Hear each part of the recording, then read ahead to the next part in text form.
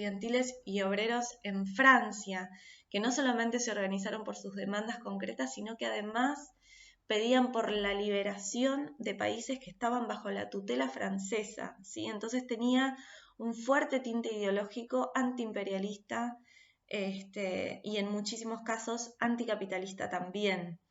Es importante que nosotros entendamos que todo este proceso viene enmarcado en un proceso de lucha de clases más general, mundial, y también en el contexto de la Guerra Fría, que implicó permanentemente colocar al enemigo comunista en el centro de la escena, ¿sí? A la vez que ese supuesto comunista, es decir, la parte de la Unión Soviética de esa Guerra Fría, no estaba del todo colaborando para que ganaran esas luchas, es decir, que no eran fomentadas por la Unión Soviética, sino que más bien eran venían del propio germen de un descontento por una situación social acuciante para las masas trabajadoras de todo el mundo, ¿sí? Onganía termina renunciando en 1970 porque la situación estaba absolutamente fuera de las manos. Crecen aún más las movilizaciones, asumen Livingston y Lanús. Se intenta imponer un gran acuerdo nacional en 1971 que no tiene eco. En este marco, Perón desde España, proscripto, empieza a alentar a la guerrilla, ¿sí? Empieza a alentar las acciones guerrilleras, y esto es interesante también por este legado ambivalente, este legado complejo, polémico de Perón, porque luego, bueno, vamos a ver que rompe con la juventud, pero que en su momento los alentó. Lo van a ver, me parece más específicamente en el texto de Svampa, eso.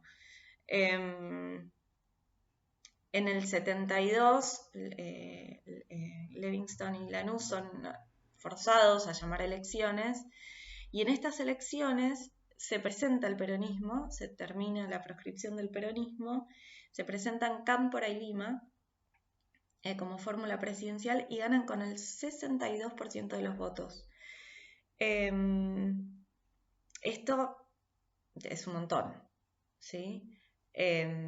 Con toda una situación enormemente compleja de conflicto social. Me interesa que por ahí presten atención a los datos estadísticos que marca Svampa, ¿sí? Porque ella hace, digamos, un relevo de una encuesta que se hizo en su momento sobre el nivel de aceptación a la violencia para defender en contra del Estado, es decir, para defender los derechos de los trabajadores en contra del Estado, y se ve que en lugares como Buenos Aires, Córdoba, Rosario, lugares que sufrieron de la violencia estatal y además que fueron parte de la organización del clasismo, los niveles de aceptación a la violencia son altísimos. Digo, para que tengamos en cuenta que cuando las respuestas del Estado son permanentemente violentas, aparece la necesidad por parte de la gente de entender que no hay otra manera que no sea la violenta para pedir los derechos, porque si no, lo único que recibís son palos. Entonces hay que enfrentar esos palos, ¿sí? Palos por decir, porque hubo asesinatos, secuestros, de todo, digamos. Pero bueno, es interesante, digo, llama la atención, quizás a ustedes también les pase, de que ven esa encuesta y dicen, wow, qué bárbaro, ¿no? Que tanta aceptación de algo que uno dice, no, bueno, preferible que no, preferible que no haya violencia, ¿no? Pero como dentro de un contexto de enorme ebullición social, esto se veía como la única alternativa posible de ser escuchados. Bueno, como en su momento los anarquistas, ¿no? a principios de siglo, de manera distinta, obviamente, con otro nivel de organización, con otro bagaje de lucha, con otra experiencia. Bueno, y acá es cuando Svampa nos va a hablar del populismo imposible, ¿no? Arranca el periodo a partir de la asunción de Cámpora como presidente, arranca un periodo complejo en el que el populismo está en el poder, vuelve el peronismo al poder y sin embargo no puede llevar adelante ningún tipo de pacto, ningún tipo de control de la situación. Y esto está a la base, en parte, y además de la lucha de clases, lo vamos a ir viendo, en parte está a la base del problema de la situación económica, es decir, no estaban dadas las mismas condiciones económicas en los 70 que en la primera presidencia de Perón, ¿sí?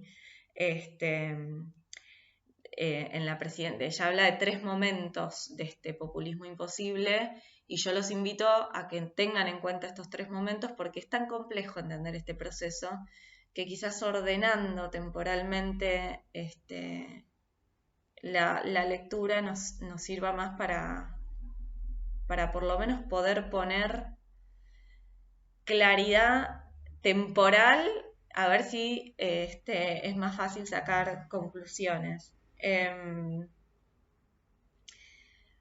Durante la presidencia de Cámpora hubo un alto nivel de movilización, altísimo nivel de movilización popular. Estaba absolutamente fuera de las manos la situación. Se habla de la hora de la juventud maravillosa, de una juventud que salía a luchar, que tomaba establecimientos y a su vez también la derecha peronista también estaba en la calle haciendo lo suyo, ¿sí? Por eso es tan compleja la situación de entender que en parte, perdón, hay ruidos de calle, acá las paredes son de papel más o menos,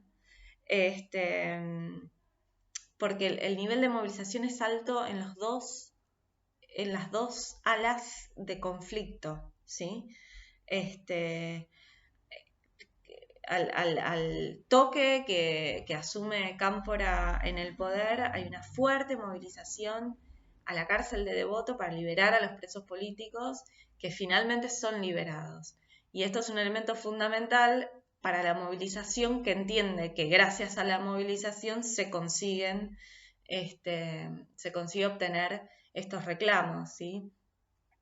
Hay procesos de tomas de establecimientos, de tomas de universidades, de tomas de radios, de tomas de televisión, de tomas de establecimientos que buscan la difusión, y esto es de parte de sectores de derecha y sectores de izquierda también. Hay un nivel de descontrol muy fuerte y Perón en ese marco, en el 73, vuelve al país. Y esto hace que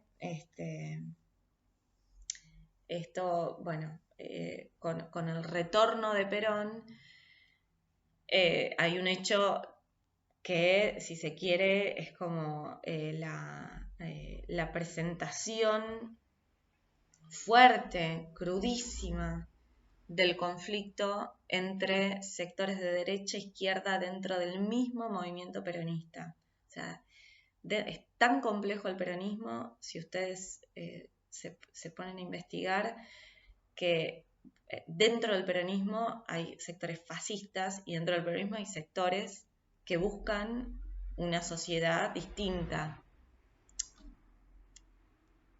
Digamos, polémico, digamos, porque Perón nunca estuvo en contra del capitalismo, pero bueno, digamos, hay muchos sectores dentro del ala izquierda del peronismo que en ese momento pensaban que era la vía para poder llegar a una patria socialista, ¿sí? Con todo lo que esto puede implicar de debate y polémica en sus propios términos, ¿sí? Patria socialista, recuerden este debate que les contaba debate, por llamarlo de alguna manera amable, entre Trotsky y Lenin respecto de si era posible el socialismo en un solo país o si la única posibilidad era que se extendiese internacionalmente. Pero bueno, existía este conflicto muy muy fuerte que con el retorno de Perón tuvo un episodio profundamente violento que, digamos, marcó los primeros inicios de la organización de grupos de tareas, de grupos paraestatales de derecha en contra de los movimientos populares. Y fue la masacre de Ezeiza, ¿sí? Cuando vuelve Perón, que finalmente su vuelo termina desviándose porque vieron